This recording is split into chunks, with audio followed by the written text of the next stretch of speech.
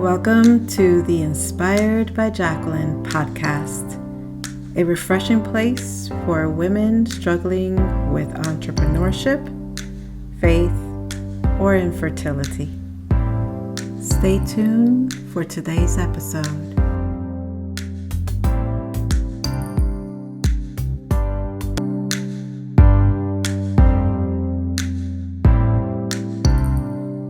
Hey everyone, welcome back to another episode of Inspired by Jacqueline. I want to share a little snippet on my guest for today, Amanda Brooke Greenberg.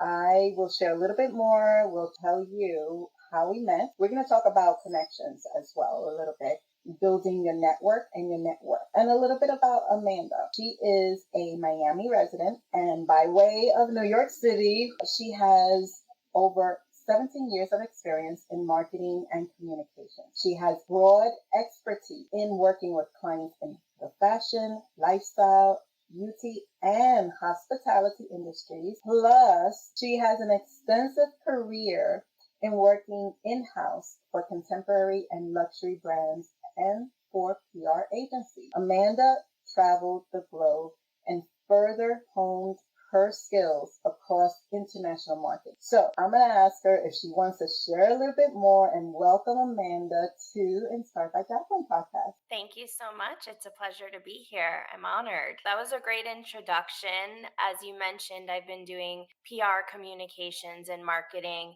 for about 17 years now, and it's fun and thrilling and challenging and all the things. So I feel very lucky to have taken that career path. And in addition to that, I actually have my own social media platform as well, where I share fashion, lifestyle, and beauty content, and a little bit of F&B and travel as well. So they go hand in hand, and I'm on both sides of the marketing world now as a publicist and also an influencer. So I feel very fortunate to be able to do both. I love it. Amanda, how do you start your mornings? Ooh, so I am not a morning person. I've never been a morning person. I think back to growing up, my mom would literally try to pull me out of bed, and it was probably the only time of day that I was slightly angry as a human, and I'm still that way. I need some time to myself in the morning. So I'm not one of those successful business people that wakes up at 5 a.m. and gets on the treadmill and makes a green juice and listens to meditation podcasts. That's not my vibe. I sleep in as late as I can. So I generally wake up, I would say between 7:30, 8, depending on the day and what's on my to-do list. And then I immediately pick up my phone. So that's the first thing. Make sure everybody is good. Make sure I don't have anything urgent from a client. And then I will put my phone down. I won't look at my emails. I just make sure there's nothing over text that I need to handle. Then I'll put the Today Show on and watch that for a bit as I kind of come to. I have a dog, so I'll shower, get dressed, walk my dog. I'm not drinking coffee anymore. Part of my morning routine used to be getting a cup of coffee, but I've cut that out. So sometimes I'll just walk and get a matcha or just walk to the water. And there's a spot that I sit with my dog to just regroup and breathe. And then I get back to my apartment and start my day. And every day is different. So sometimes I have events in the morning. Sometimes I have calls. Sometimes I have Zooms or in-person meetings. Other days I can just kind of open my laptop and work however I'd like. So it really varies. But the one thing I'm trying to do, and why I have a full face of makeup on and an outfit on right now, is force myself to get dressed. That's really important. It's a mindset shift for me. The days that I don't get dressed and kind of put on pajamas or don't get out of my pajamas, the whole day is different. The trajectory feels different for whatever reason. So just as people make their beds in the morning, getting dressed has become an integral part of my routine. And then the other thing I always do before I open my laptop and start working is check my social media platforms. So I try to answer any direct messages that came in since the night before. Maybe I'll engage with some of my audience or other people that I follow, respond to comments. Sometimes I post depending on, what's on doc for the day. So there's a lot that goes on, but I'm quiet in the morning. You're not really going to hear from me until after 9. I know you mentioned you have your own platform. and you're an influencer, and we'll chat a little bit about that. I know you work for PR agencies, and explain a little bit about how you got started with that and when you first encountered becoming an influencer or being an entrepreneur. So I started my career in New York City. I was up there for a decade. I worked first in-house as a PR person and then moved over to an agency where I had several different clients. So when I was at the agency, I had the pleasure of working with really mass fashion brands and some in the contemporary space and even uber luxury brands, and got really well varied experience for my career. Candidly, my hours were nuts. I rarely had a full weekend. I worked late nights, but I was in my 20s and I loved it. And in order to kind of step into that world in New York, especially in the fashion industry, you have to have the right headspace, and you have to know that you're going to give all of yourself for a period of time in order to reap the benefits a decade later. And I think a lot of people don't realize that. They think it's just a fluffy job. And yeah, there's moments of it that look extremely glamorous and you're rubbing elbows with celebrities or tastemakers or really cool and interesting people, but you're also working very hard. I think the publicists I know that have been most successful in their career are the ones that have the best work ethic and also are intelligent. And that's sometimes not given credit for, and I want to give credit where credit's due. Great publicists are very smart people, strategic, smart, forward thinking, and all of those things. So as a publicist, I got a great opportunity to be a VP of the company that I was working for at the time. And I kind of took a step back and I said, you know what? I don't know if I want this right now. What is missing from my life? I didn't feel as fulfilled as I thought I would when I got that high level promotion that I had been gunning for my entire career. And I took a step back and thought, what is most important to me? And that's my family and finding a husband. So in that moment, I was 30 and I said, I'm going to relocate to Florida, where my family is, and try to see if I can get my career to the level that it is now in a different market. And I shifted over to the hospitality industry in order to do so. And I was the PR director, PR social, and communications director for a global hospitality brand for about 6 years. And a great step into the hospitality world on the communication side. But then I had another life awakening moment and realized I didn't want to work for someone my whole life. And that had always been in the back of my head at the beginning of my career, but I didn't feel ready to step out on my own yet. I didn't feel like I had all of the knowledge that I needed to do so, and also the maturity level and the strength, because you really have to be harder as a person to run your own business. New York City hardens you in a way, being a publicist hardens you in a way, and then age hardens you in a way. So I needed the three of those things to come together to feel empowered to start my own company.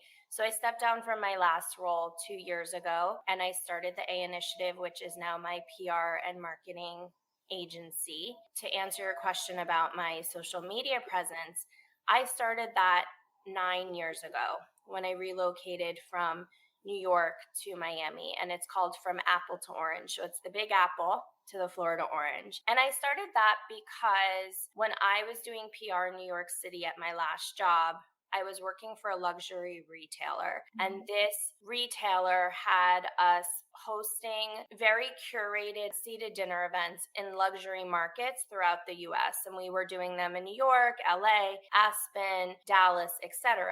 And when it was time for me to research Miami and look for an influencer host for that dinner, I had some trouble finding someone that felt elevated and aligned with that luxury retailer that I was working with. I kind of just made a mental note. And when I decided to move down to Florida, I thought to myself, you know how to do social media. You're connected to fashion. You have a bit of a luxury lens in your style. So why don't you try and fill the void? And so I did. I started From Apple to Orange. I will say today there's an exorbitant amount of very fashion forward influencers Mhm. in the Miami market.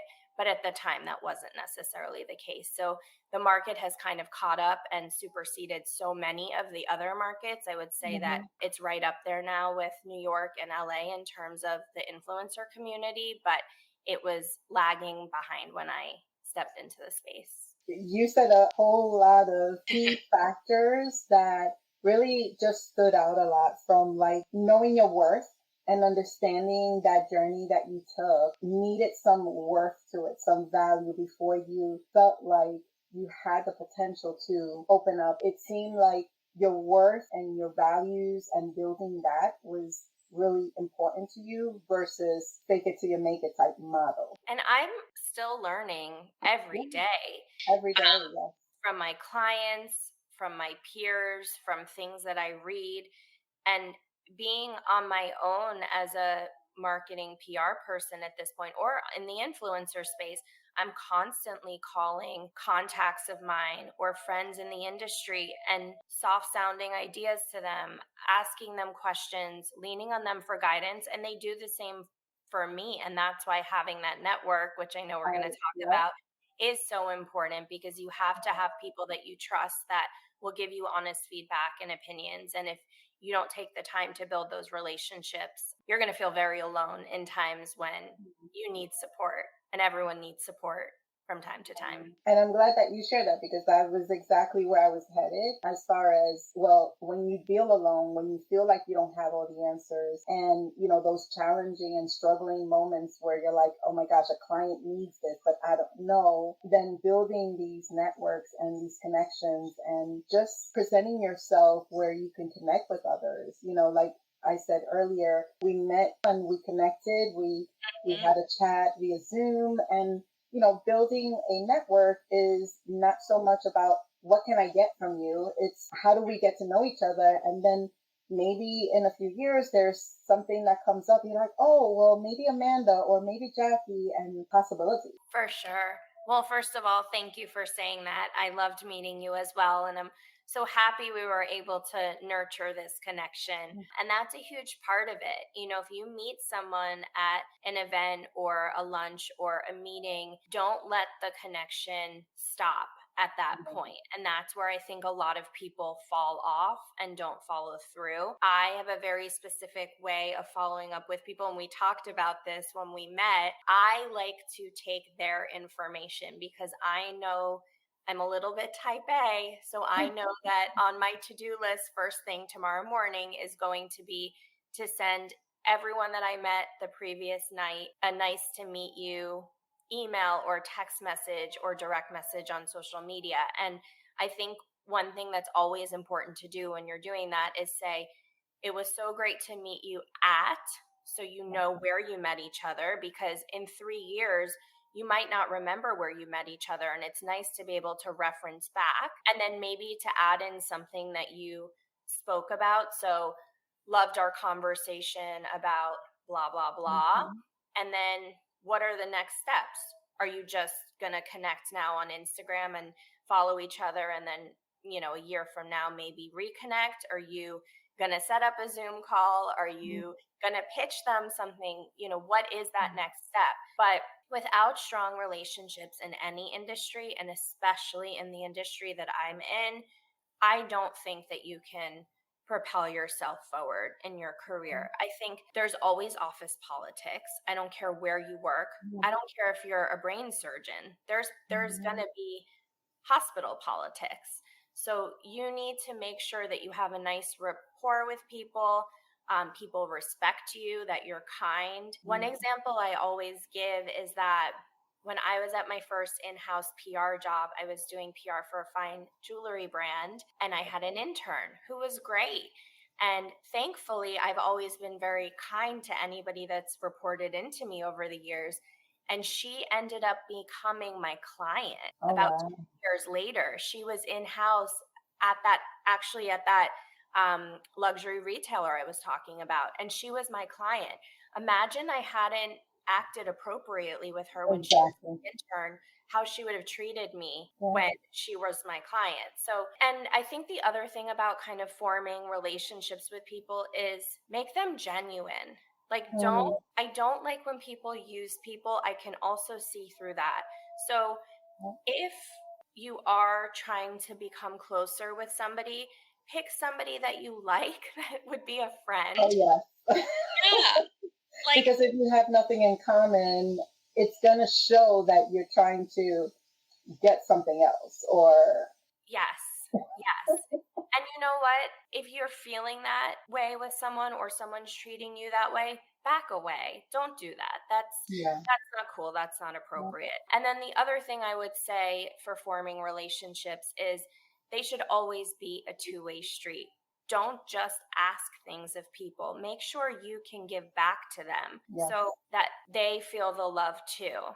Just as you do with Yeah. your friends and your family, business relationships should be the same way. Hopefully you're doing that with friends. True. Very true. Not everyone does. Yeah, but no, thank you for that.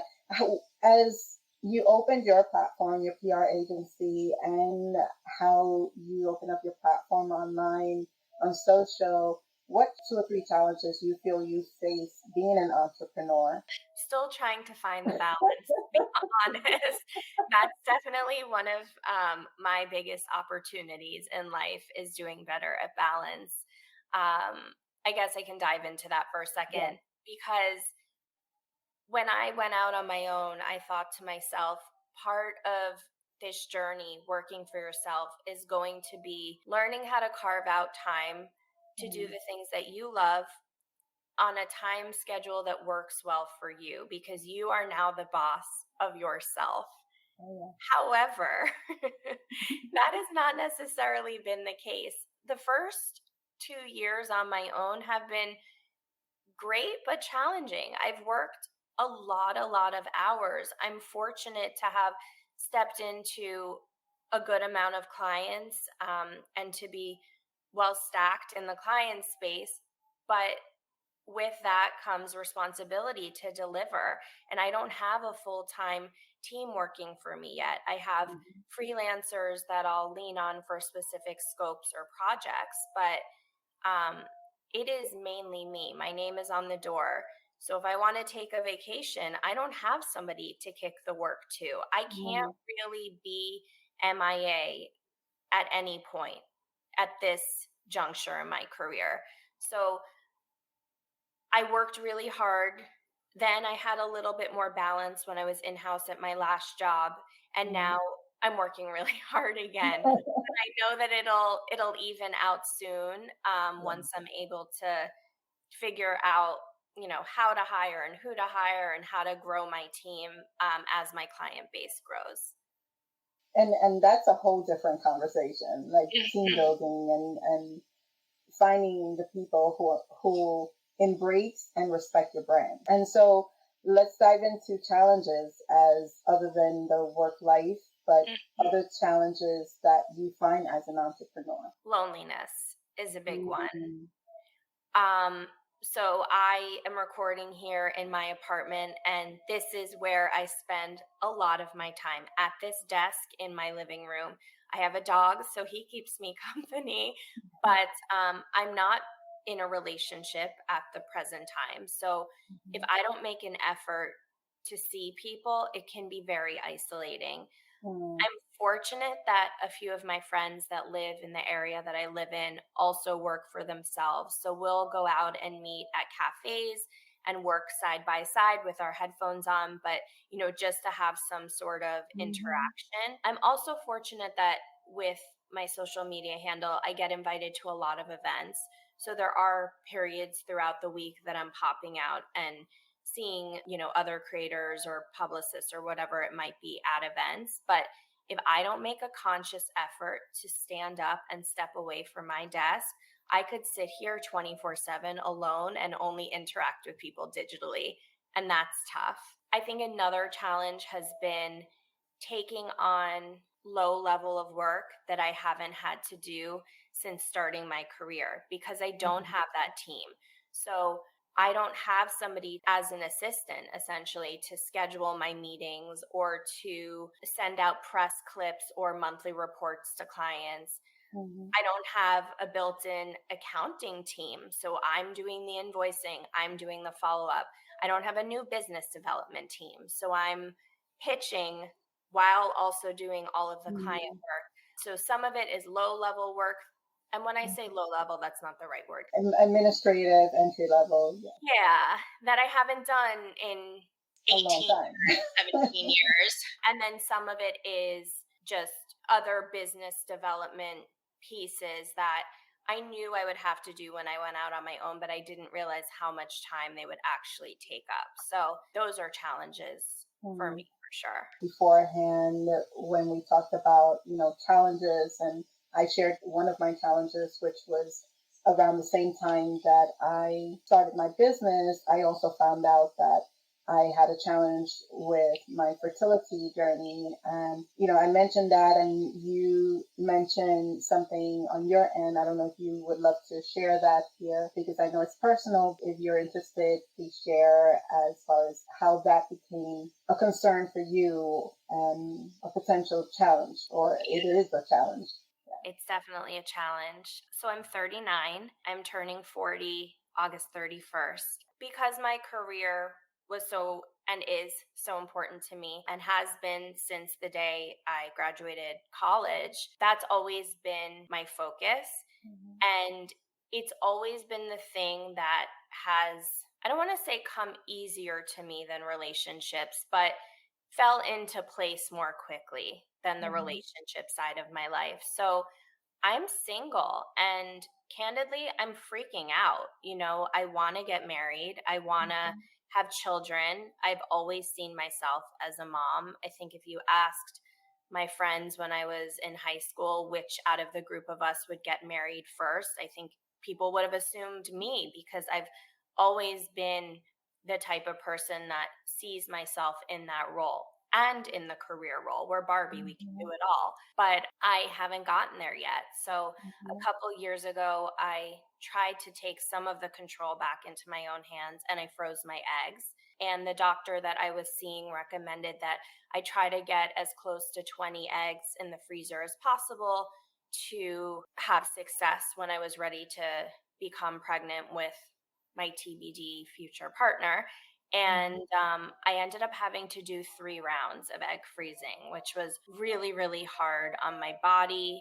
It was tough on me emotionally. I was a wreck for a good amount of it. I was crying a lot. I felt completely unhinged. I felt alone. I kept saying to myself, how did you get here? Be in this position to do this. Why don't you have that person in your life? But I tried to flip the narrative as best as I could and say, wow, like how fantastic that science and technology have gotten to the point you're at, that you are able to do this, that you can actually still have the outcome you want and have done the career part of it too.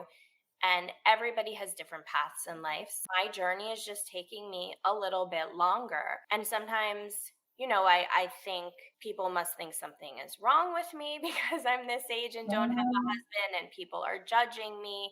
And I try to get out of my head with anything like that. So freezing my eggs was a way for me to take a little bit of ownership around the conversation.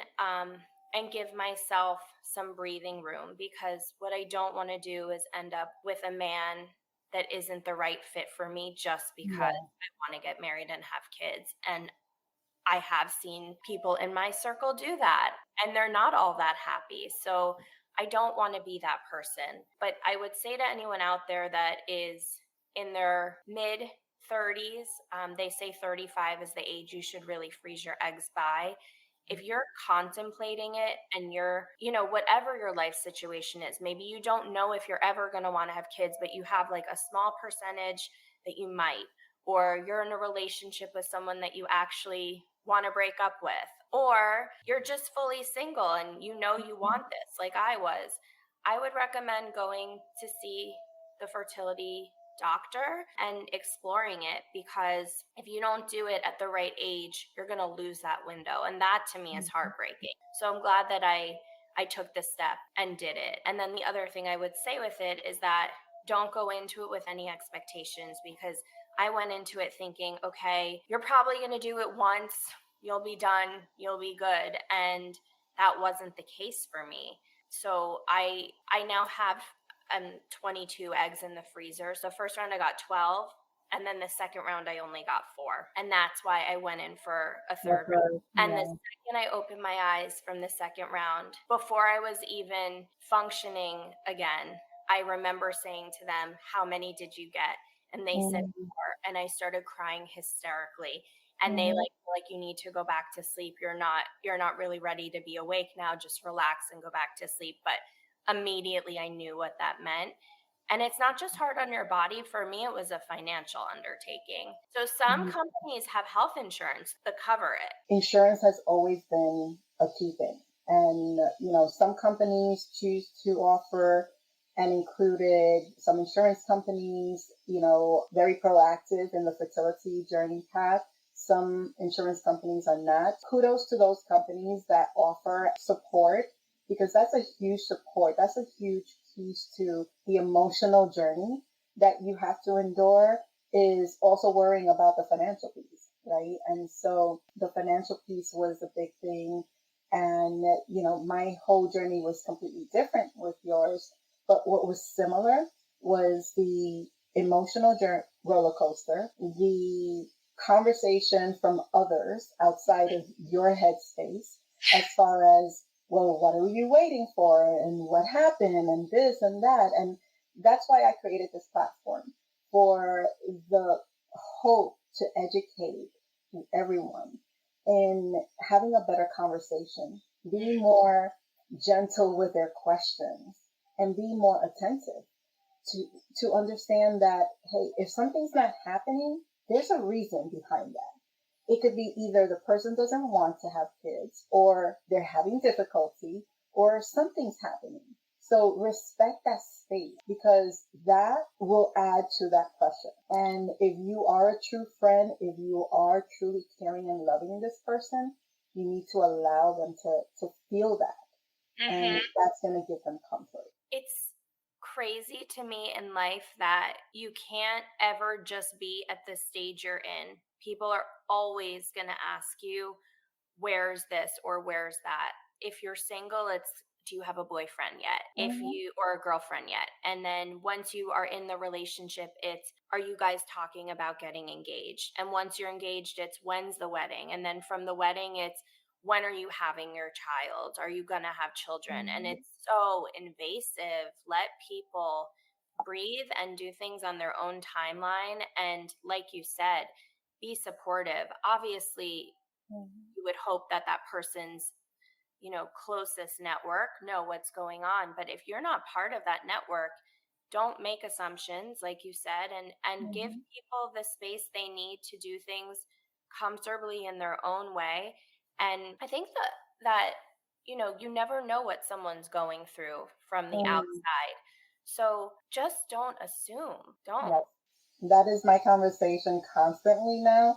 Never assume anyone's reaction on anything, whether it's quiet or loud or in between, whatever it is. Never assume, even if somebody overreacts, which hopefully it doesn't happen, but if somebody overreacts, or if they just, let out a whole slew of frustration on you, at least, analyze it before making a rash decision that, oh, I don't want this person in my space. Or if that person's so quiet that they're not sharing anything with you, if you're a close friend, that's one thing for you to say, I'm here just in case you want to talk. But if you're not in that person's inner circle, please respect. I remember a morning that I was really going through with the egg freezing. I felt so sick. I truly felt like I lost all my marbles and they were rolling all over the floor, like completely crazy and unhinged and emotional. And I still made myself get dressed, put makeup on, and I was downstairs walking my dog, and I ran into someone. She was like, "Oh my God, you look so great. You must, you're so happy," like all these things. And I stepped away from that conversation thinking, the mask that you put on is crazy. I think it has to do with the fact that I'm a publicist. I know the messaging points to hit when I need to hit them, and I know how to present appropriately when I need to. But I was like, wow, like you're doing yourself a disservice, because it actually would have been so much better in that moment for you to say, no, I'm having a bad day. I'm having a really bad morning. I just cried for 2 hours on the phone with both of my sisters as each of them drove to work. And then I called my best friend and cried. And then I called my mom and cried. But my dog needed to go out, and I have this thing where I try to get dressed and look presentable every day. So I did it. But no, I'm not okay. But instead, she's like, wow, Amanda, you have your stuff together today. It's crazy. You have to give people the benefit of the doubt, because you just don't know. So with that said, like, what are a few things that you do for your mental well-being? For my mental health, my number one thing that I do is exercise. I know a lot of people exercise for physical, and yes, of course, that is an added value, but it is my escape. It's the one time of day that I don't think about anything but the class. Try to take classes that challenge not just my body, but my brain, so that I'm constantly thinking about the next move of the class, or I just don't give myself the space to think about anything but the class. And that's break for me from what goes on up in my brain. The other thing I do is I am a huge animal lover. So spending time with dogs is really healing for me. And I volunteer at the local animal shelter. And I'll just go for like 4 hours at a time. And when you look at those dogs and what they're going through and look into their eyes, you don't think about anything else. You just think about like making them feel loved and happy. So I guess to answer in whole, it's doing things that allow me to escape from my day and that connect with you and make you feel happy at the same time. And so, if you had a superpower, what would it be? I saw that we were going to talk about that, and I was giving it so much thought, and I'm like, wow, I don't know. And then something came into my head. I'm like, okay, the most valuable resource that we have is time. That's it. That's the thing we can't get back. So how can I maximize my time? So my superpower would be to just snap my fingers and end up in the place that I see myself in. So I snap my fingers and I'm already at the other end of the plane. I didn't have to actually waste time on the plane. I snap my fingers and I'm at the business meeting. It's avoiding rush hour and traffic and travel time. I feel like I would get so much of my life back if I could just do that. And so from today's conversation, like, what do you feel are the biggest takeaways? We didn't talk about this, but just don't be too hard on yourself. Speak to yourself in a way that you would speak to a friend. If your internal conversation is not something you would outwardly say to somebody that you love, don't say it to yourself. I love that. Wow. Is there anything that we didn't discuss other than that piece that you want to share? And also, if you can share with the listeners how they can find you, and if you want to share a little bit more about From Apples to Oranges. Sure. So you can find me at From Apple to Orange on Instagram. I also am on TikTok, but don't have a presence on there. So I'm there and posting really silly things that I don't post on Instagram. But my bigger platform, and the one I take seriously as a business, is From Apple to Orange on Instagram. And then my marketing and PR agency, it's just www.theainitiative.com. And for my Instagram account, I focus on lifestyle content. So it's everything that I'm doing in my day-to-day life, from time with my dog to my workouts, seeing my family, attending events, traveling, restaurant recommendations, fashion and styling, ideas and hacks. It runs the gamut. It started as fashion and has transformed into so much more, because that's really what my life is. But I love new followers, and I love chatting with everybody over DM and feedback from people. So I welcome you to check me out. And if you heard me on here, definitely slide into my DMs and let me know. So I know. Yes. And I'll share all of those links and everything in the show notes. First of all, thank you. I'm really blessed to have connected with you and met you, even if it was for a brief moment. I'm sure we're going to reconnect because I think I mentioned to you, I'll be back in Miami for an event. So stay tuned for that invite. But before that, I would love to hopefully reconnect at some point. And yeah, I really appreciate your time for being here and sharing part of you that is personal. I appreciate that always because it's not easy and hopefully help someone who might be going through it at the same time. You lead a very public life. To share what you shared, I really, truly appreciate that. Thank you for giving me the platform to talk about it. And it was so great to meet you. This was awesome. And it was my first time on a podcast. So first of many. So we'll definitely reconnect. And thank you again. And for everyone listening, make sure to follow, to comment, to make sure to follow Amanda on her social media platforms and connect with her. Let her know that you tuned into the podcast. Make sure to stay tuned for another episode of Inspired by Jacqueline.